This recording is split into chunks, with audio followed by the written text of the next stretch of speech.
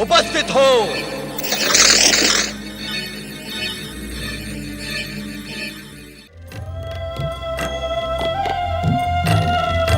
स्वामी, आपके संग रहने पर समय का पता ही नहीं चलता। गगन विहार करते करते पूरी रात्रि बीत गई। देवी पार्वती, पूर्व दिशा से उगने वाला आज का सूर्य आपके लिए ब्रह्म ज्ञान का महान संदेश लेकर आया है। तो क्या ब्रह्म ज्ञान मुझे आज ही मिलेगा? हाँ देवी, हमने निश्चय किया है कि इन्हीं हिममणित पर्वत श्रेणियों के एक हिम पाषाण कंदरा में हम तुम्हें वो ब्रह्म ज्ञान प्रदान करेंगे जिसे पाने की आकांक्षा में विगत कई दिनों से तुम्हारे हृदय में द्वंद्व चल रहा है।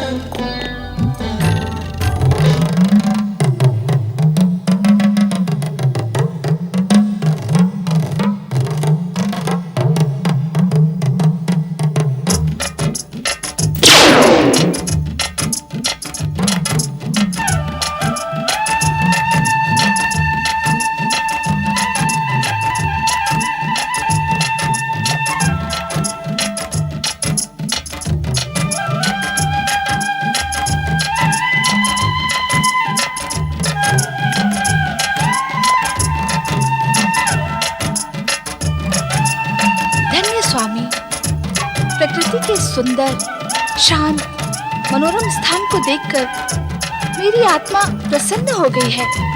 देवी पार्वती, ब्रह्म ज्ञान प्राप्त करने के उद्देश्य से तुम जिस गुफा में खड़ी हो, वो प्रकृति के गूढ़तम रहस्य से भी अधिक गूढ़ और रहस्यमयी।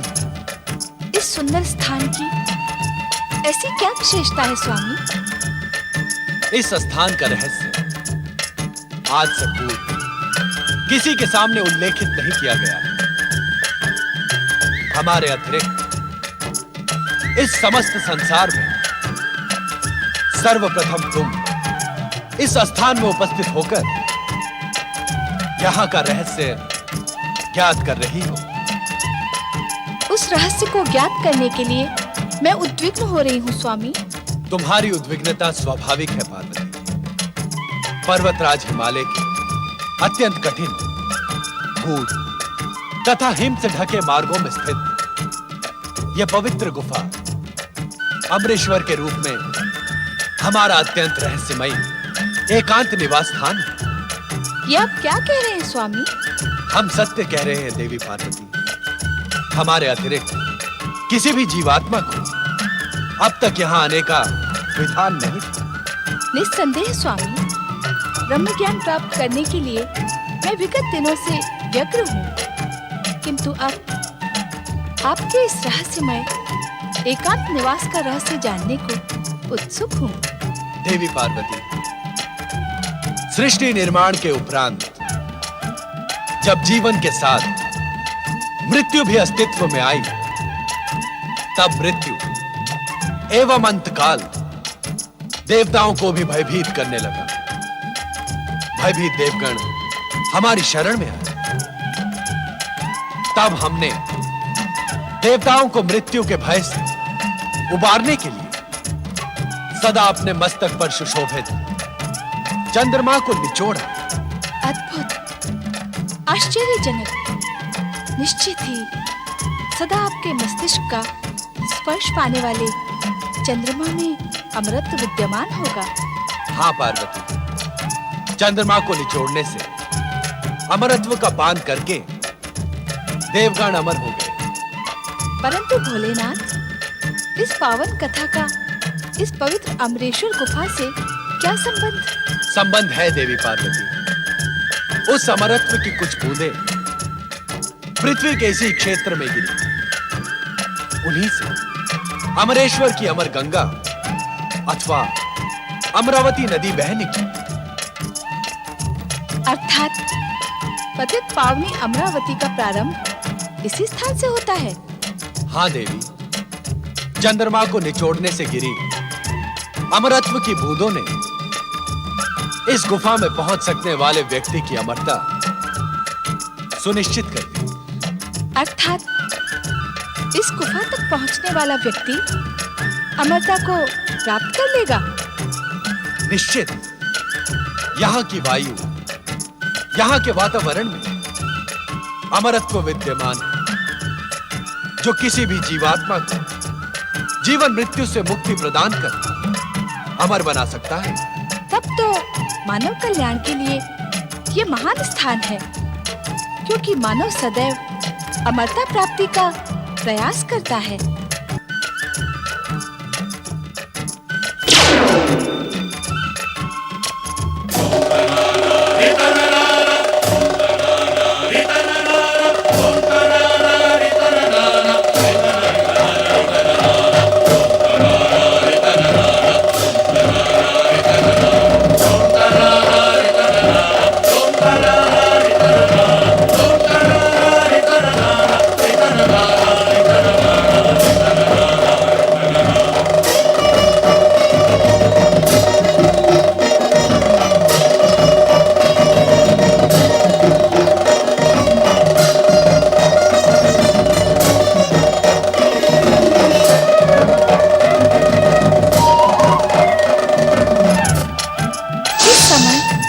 डमरूनाथ क्यों स्वामी?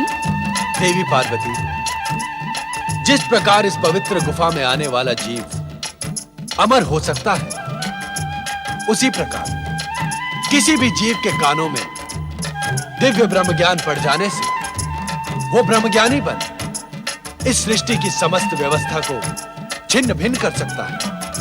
किंतु डमरूनाथ से क्या होगा? इस डमरूनाथ के भीषण स्वर से इस गुफा के आसपास रहने वाले जीव जंतु दूर भाग जाएंगे। क्या जीवन यहाँ भी है स्वामी?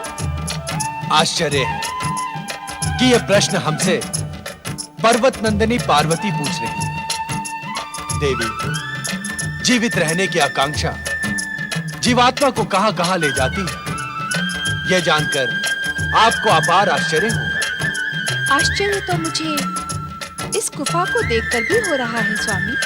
हम इसी आश्चर्यचकित करने वाले स्थान पर आपको ब्रह्म ज्ञान का अमर संदेश प्रदान करें।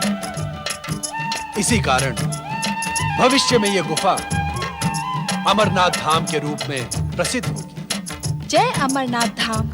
आज हमारे प्रिय मास श्रावण की पूर्णिमा है।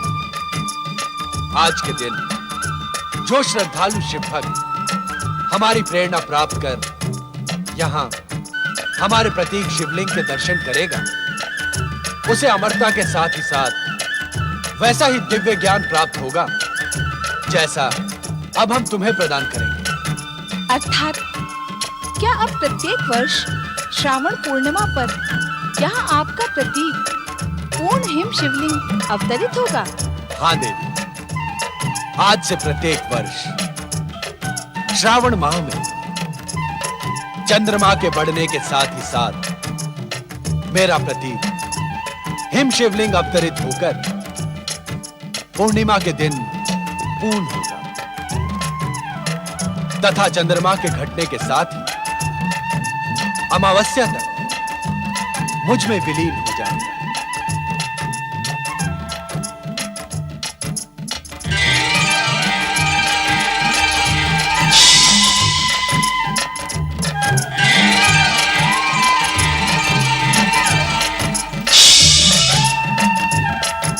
देवी, इस आसन पर विराजमान हो जाओ।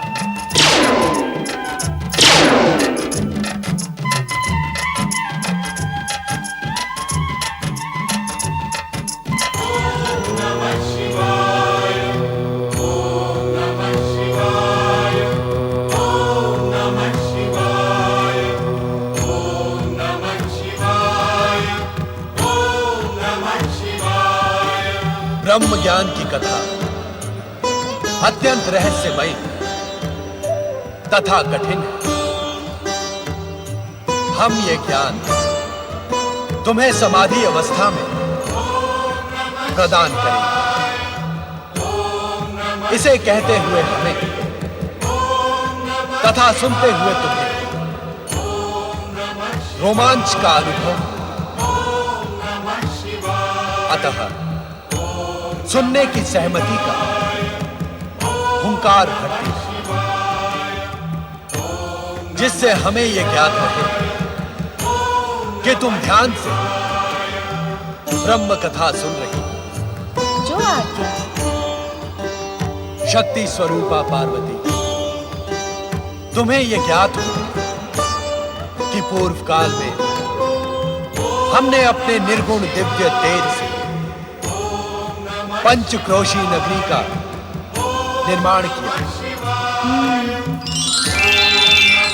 इसी पंचक्रोशी नगरी में श्री हरि विष्णु पुरुष के रूप में प्रकट होकर हमारे पंचाक्षरी मंत्र का प्रणव सहित ब्रह्म ज्ञान की साधना करते हुए जप करने लगे। नमः शिवाय। हमारे इस पंचाक्षरी मंत्र के निरंतर जप से एक दिव्य ध्वनि का निर्माण हुआ। उस दिव्य ध्वनि से आनंद की लहरें उठने लगी। श्री हरि विष्णु का संपूर्ण शरीर इस आनंद लहरी का अनुभव करने लगा।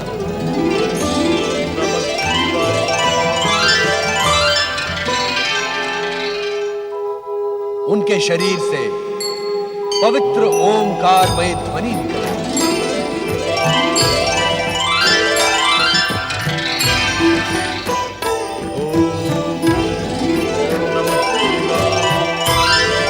ये ओंकारमय ध्वनि इस बात का संकेत है कि परम पुरुष श्री हरि विष्णु को ब्रह्म ज्ञान का साक्षात्कार होने लगा था। ये ब्रह्म ज्ञान शिव का स्वरूप है। जो जीवात्मा मुझ परमात्मा स्वरूप के इस ब्रह्म ज्ञान को अपने हृदय में स्थित देख लेते हैं, वो साक्षात हमें अर्थात शिव तत्व को प्राप्त कर लेते। देवी पार्वती लोक कल्याण तथा निरंतर शिव भक्ति में प्रयत्नशील शुद्ध आत्माओं, निर्मल मन और सात्विक बुद्धि वालों को शीघ्र ही शिव तत्व की प्राप्ति हो जाती है।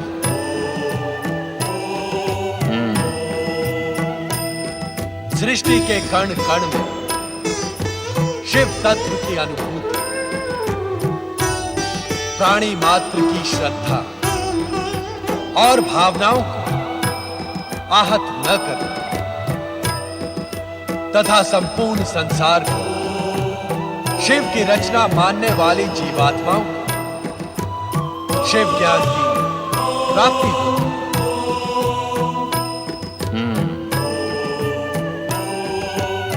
अपने को श्रेष्ठ और दूसरे को निकृष्ट न मानना, तप, जप और पवित्रता की ओर अग्रसर होने वालों के मार्ग में बाधक न बनने वाली अहंकार रहित जीवात्माओं को शिव भक्ति की प्राप्ति होती है। शिव तत्व, शिव ज्ञान और शिव भक्ति की प्राप्ति से मन, आत्मा और बुद्धि तेजस्वी तथा ओजस्वी बन जाती है। इतना प्राप्त कर लेने पर कुछ भी प्राप्त करना शेष नहीं बचता। शिव तत्व, शिव ज्ञान और शिव भक्ति को प्राप्त करने का एकमात्र मार्ग है शिव चरणों में अपना जीवन समर्पित कर निरंतर हमारे पंचाक्षरी मंत्र ओम नमः शिवाय का जाप कर हमारे इस पंचाक्षरी मंत्र ओम नमः शिवाय में संसार का सर्वश्रेष्ठ ज्ञान समाहित है।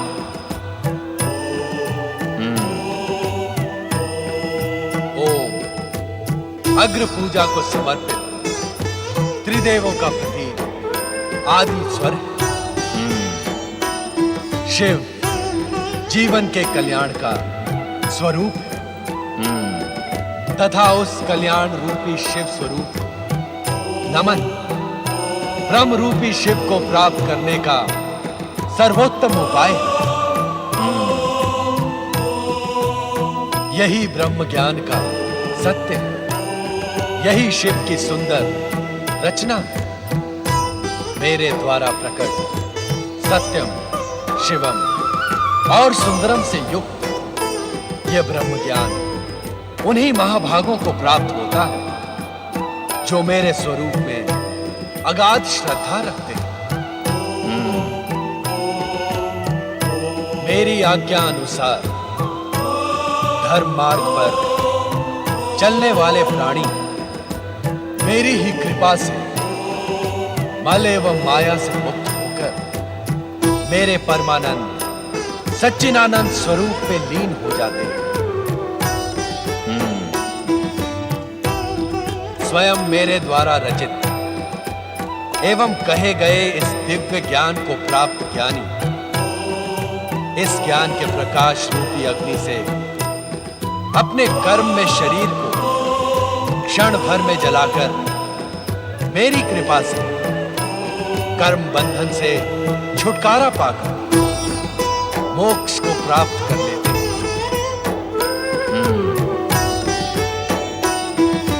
तब इस सृष्टि का गोपनीय से गोपनीय रहस्य भी उसके सम्मुख रहस्य नहीं रह जाता, कारण कि वो स्वयं शिव तत्व प्राप्ति का प्रतीक बन जाता है। यही है परम दिव्य ब्रह्म ज्ञान जिसे पाकर तुमने अपनी आत्मा को मुझ परात पर ब्रह्म में समाहित कर दिया है। अब तुम स्वयं शिव तत्व, शिव ज्ञान और शिव भक्ति की प्रतीक हो।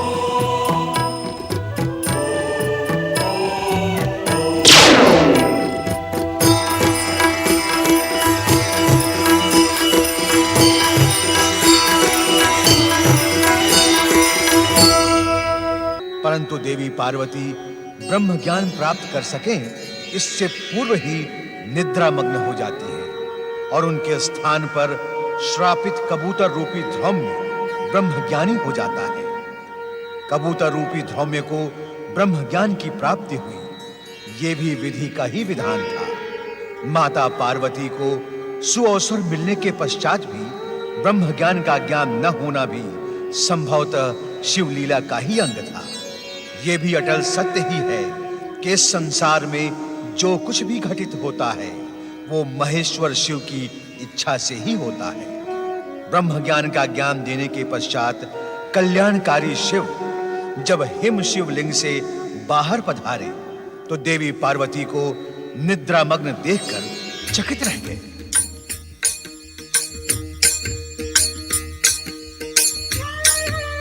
तुम सो रही हो पार्वती,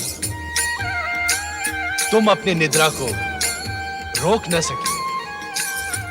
परम शिव तत्व और ब्रह्म ज्ञान की प्राप्ति के स्थान पर तुम्हें निद्रा ही प्रिय लगी। आश्चर्य है, हमारे प्रत्येक वचन पर हुंकार कौन भर रहा था?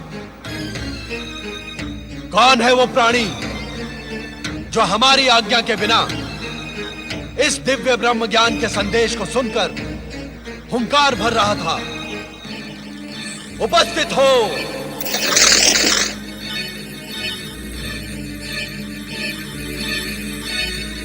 महादेव जी, आपकी आज्ञा के बिना तीनों लोकों में एक कण भी इधर से उधर नहीं होता। मुझे आपके डमरू नाद द्वारा इस स्थान पर पहुंचने का संदेश मिला। क्या आपकी इच्छा के बिना कपोत जैसा साधारण प्राणी इस भयानक शीत प्रदेश में एक क्षण में जीवित रह सकता है? इसके उपरांत भी यदि मैंने आपकी आज्ञा का उल्लंघन किया हो तो आप मुझे दंड दें भोलेनाथ। मैं पापी आपके दंड का ही योग्य हूं स्वामी। मन छोटा न करो ध्रुव। ये सारी माया हमने तुम्हें शाप मुक्त और ब्रह्म ज्ञान देने के लिए ही रची थी। ब्रह्म ज्ञान के लिए तुम्हारी पात्रता पहले ही निश्चित हो गई थी। अब तुम अपने गुरु के शाप से मुक्त हुए। ब्रह्म ज्ञानी ध्रुव ने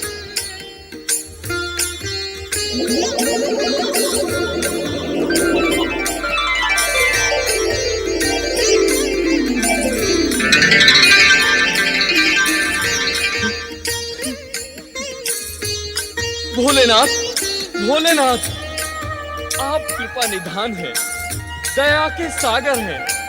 शापग्रस्त धौम्य को कपोत योनि से मुक्ति देने के लिए आपने कितना कष्ट किया है। आप कैलाश से यहाँ आए। जय जय भोले भंडारी, जय शिव शंकर, जय जय शिव शंकर, जय जय शिव शंकर। ये मैं क्या देख रही हूँ? डमरू नाद के उपरांत भी इस गुफा में ये युवा ऋषि कैसे प्रकट हो गए? माता, मैं और ऋषि का शिष्य ध्रुव में हूँ। भोलेनाथ की प्रेरणा से ही यहाँ उपस्थित हुआ हूँ। भोलेनाथ की प्रेरणा? हाँ माता, मैं शापग्रस्त ध्रुव में कपोत वन आकाश में उड़ रहा था। तभी मुझे भोलेनाथ के डमरू नाद द्वारा इस स्थान पर पहुंचने का आदेश मिला। माता, आज भोलेनाथ की कृपा से मेरा पुनर्जन्म हुआ है। अन्यथा कपोत योनि से मुझे मुक्ति कौन प्रदान करता? मैं समझ गई स्वामी। इन्हीं ध्रुव ऋषि को शाप मुक्त कर ब्रह्म ज्ञान का उपहार प्रदान करने के लिए ही आप मुझे इस पवित्र अमरनाथ गुफा में लेकर आए। किंतु मेरा दुर्भाग्य देखिए स्वामी, पाकर भी मैं उस दिव्य ज्ञान से वंचित रह गई। मेरी अभागी निद्रा। पश्चाताप न करो पार्वती। तुम्हारा निद्रा मग्न होना भी हमारी ही लीला का अंग था। ध्रुव ने अब तुम अपने गुरु के पास जाकर उनकी उद्विग्नता का शमन करो। हमारी आराधना करते हुए भी वे दुखी हैं। उनका मन अस्थिर है। तुम उन्हें दिव्य ब्रह्म ज्ञान प्रदान करो जो तुम्हें हमसे प्राप्त हुआ है। हाँ ध्रुव में एक शिष्य का अपने गुरु के प्रति यही कर्तव्य भी है। एवं संभवतः आने वाला भविष्य इस बात का साक्षी होगा कि तुमसे अधिक मूल्यवान गुरु दक्षिणा किसी भी शिष्य ने अपने गुरु को प्रदान नहीं की। जो आज्ञा माता। ध्रुव में हम तुम्हारे विनम्र स्वभाव और सदाचार से प्रसन्न होकर तुम्हें दिव्य शक्तियां भी प्रदान करेंगे।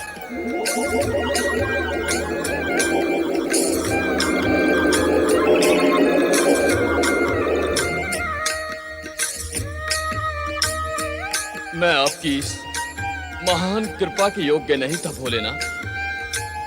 भगवान, अब मुझे आज्ञा दी जिससे शीघ्र अतिशीघ्र मैं अपने गुरु को विषाद मुक्त कर सकूं। ओम नमः शिवाय। स्वामी, क्या मैं अब भी ब्रह्म ज्ञान से वंचित रहूंगी? धैर्य रखो देवी। समय आने पर इस प्रश्न का उत्तर तुम्हें अवश्य मिल जाएगा।